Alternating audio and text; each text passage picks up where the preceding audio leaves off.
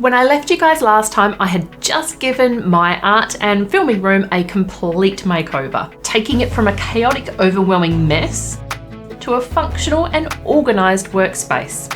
But this area over here remains bare. So today I'm making it a really fun little background area using a page from my Create This book. If I can find it.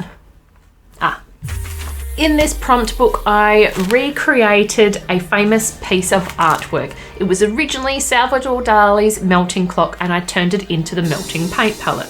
And ever since I did this fun little drawing, I've wanted to recreate it again using clay. So today I'm bringing this 2D page to 3D life. The first step is making a rough plan. I do this by taking a picture of the area on my iPad, then importing that picture into Procreate and start roughly drawing over the top. And I mean rough. As I draw, my vision changes and morphs from just the melting paint palette and the tubes and the brushes into a whole chaotic scene, including these little mannequin guys running amok amongst all the dripping paint. This sounds so fun and very much my style. So let's do this thing. I decide to start with the paint tubes. I use alfoil to form an armature so it won't just be a giant hunk of clay. Then use my pasta machine to roll out some thinner sheets of clay.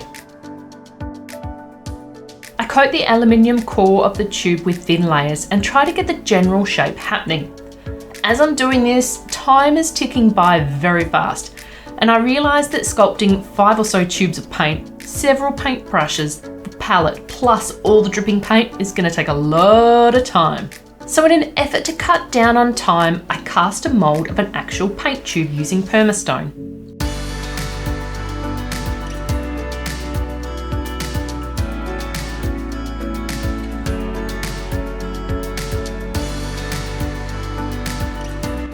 I was skeptical if this would actually work, but it turned out perfect.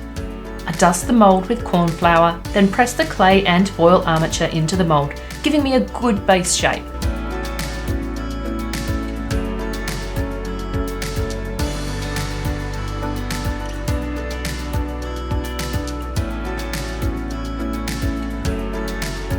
Do that again, and using Bacon Bond, stick the pieces together. The first tube did take a bit of time to nut out the process, about an hour, but by the next few tubes I was down to 20 minutes for each one.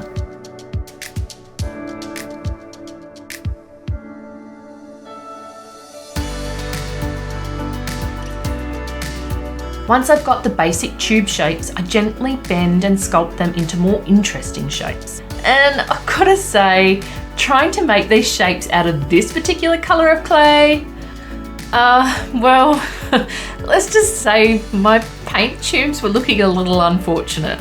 And my husband had a good giggle when he saw my desk of tubes. Painting them will change how they look, I promise.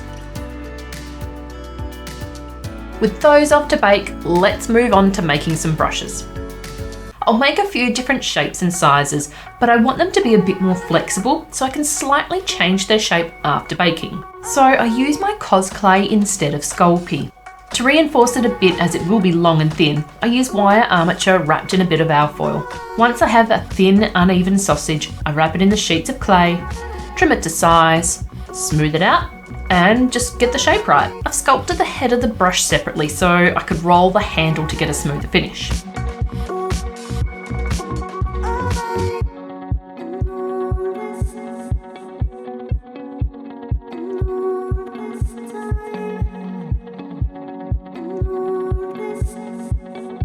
Using my wired brush-headed tool, I texture the hair, wiping the excess build-up off on a chunk of clay.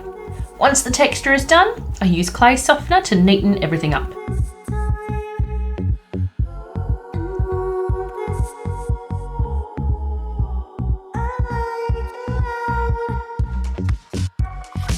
I've made another brush off camera, but now I bend it into a more interesting shape, so it will hang off a shelf somewhere. I do one brush a little differently by sketching the shape onto a flat piece of clay, then cutting, shaping and texturizing it.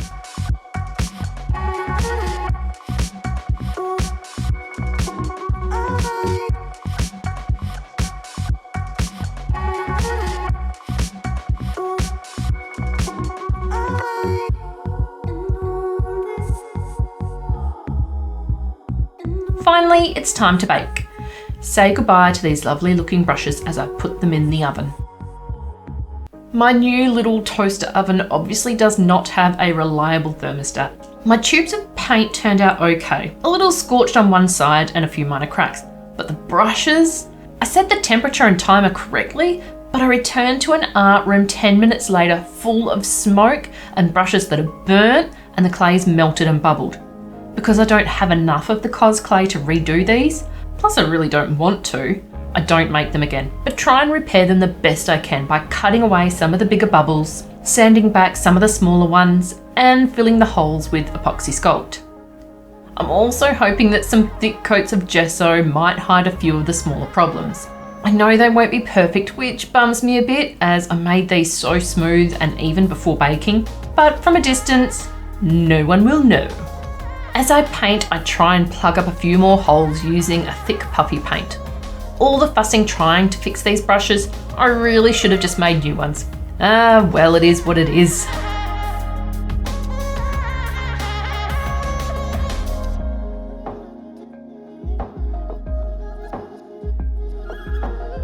Time to move on to the star attraction, the paint palette. I'm using this nice big wooden palette as a template, and I switched to using air dry clay.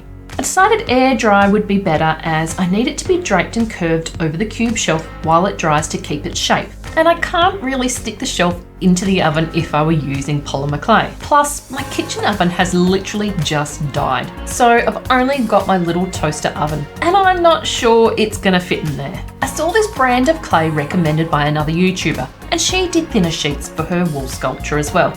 So I feel confident it should be strong enough. Plus, I've made this twice as thick as the actual palette. So fingers crossed, all will be well.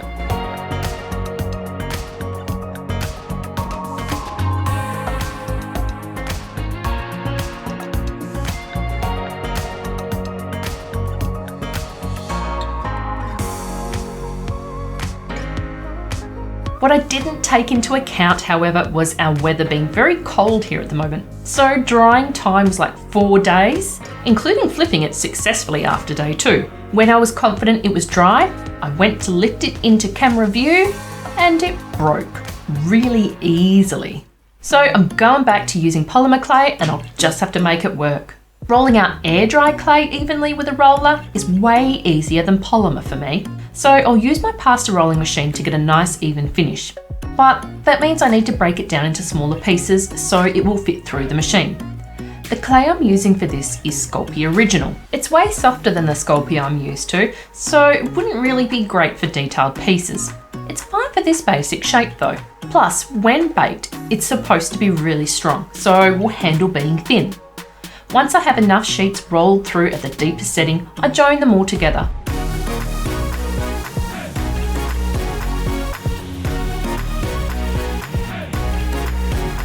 It's a bit on the thin side, and after the last disaster, I do the whole process again to make it twice as thick. I have to say, for anyone who uses air dry clay and feels unsure about polymer clay, Sculpting Original is a great starting point as it is very workable and easy to use. Once it's cut out, I've removed all the bubbles and smoothed the joins around the edges. I use a collection of baking pans to get roughly the same depth of the cube shelf and lay the palette over it. Thankfully, the whole thing just fits in my little oven. It comes out near perfect, just one little crack, which is easy to fill, and it's way stronger than the first one I did too. Now it's time for one of the most satisfying parts of this sculpt, the paint. I need to shape little chunks of clay into smooth blob shapes. I want the whole overall look of this sculpture, wall decor, art themed decor. Let's go with chaotic art sculpture. I want the overall look and feel of the chaotic art sculpture to look very cartoony, so the blobs of paint need to be very exaggerated and defy logic. So the paint dripping down is ignoring gravity and retaining a perfect shape.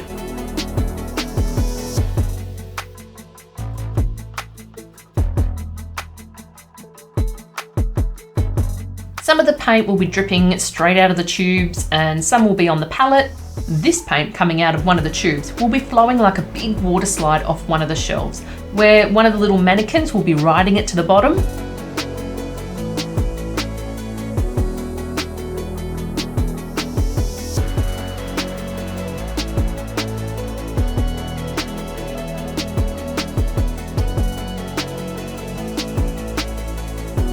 Once these are baked, they'll get gessoed along with the paint palette. On to the painting. First step is to pick what colours I want to use. I've picked out some nice, bright, fun colours from my trusty colour cubes. This one is speaking to me the most. I do consider picking up a sixth colour, being the purple, but I end up just using the 5. I also use my swatch cards to find paint colours that are closest to the colour cards. I created these art swatches in a previous video, so if you would like a free digital copy of various designs, I'll link the video where you can get the links below.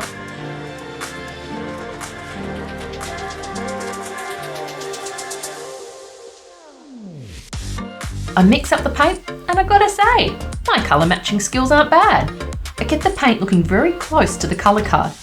But as usual, I mix up way too much paint, especially the pink. I start by painting the tubes. Well, I'm actually painting all of the items at different points, all jumbled up. As I wait for one thing to dry, I move on to the next. But for the sake of organised viewing, I'll narrate item by item.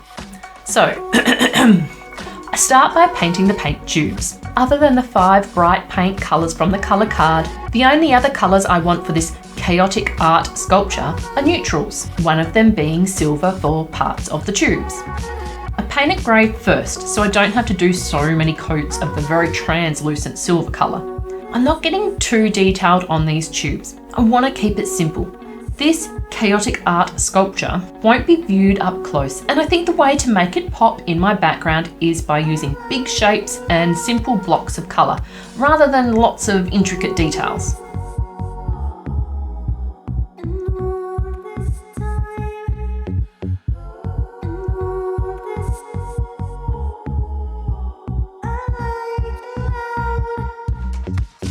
Once the colour is on, I go back in for one little detail, which won't really be seen at a distance, but I think it's fun.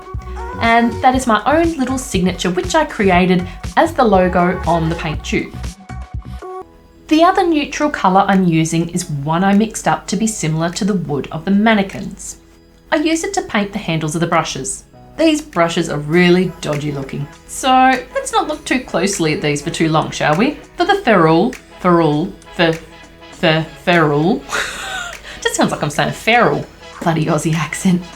Ferrule. The little metal thing around the brush.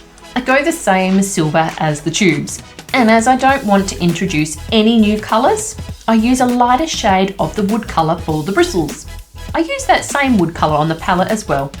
And I did paint a little bit of texture on the palette and the brush handles with the lighter colour, but I'm not quite sure what happened to that footage. The last thing to paint are the glorious blobs of paint. I also want to apologise for a lot of the footage in this video.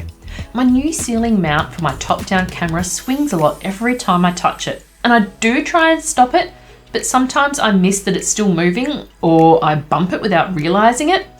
I might have to make up some sort of brace so it stops swinging so much. Other than that, my new lighting and filming setup is doing great. If you're interested in seeing that makeover of this room, I'll link the video below. The last thing I need to do before putting the chaotic art sculpture together is give everything a coat of varnish. I use gloss for the paint drips and metallic areas, matte for the wood coloured areas, and satin for the rest. It's time for me to assemble this thing. Mostly off camera, I have done a little bit of work on the mannequins. I used hot glue on the joints so they would hold their poses. And now I'm just going to use a combination of double-sided tape and hot glue to put this all together. So let's cue final details montage.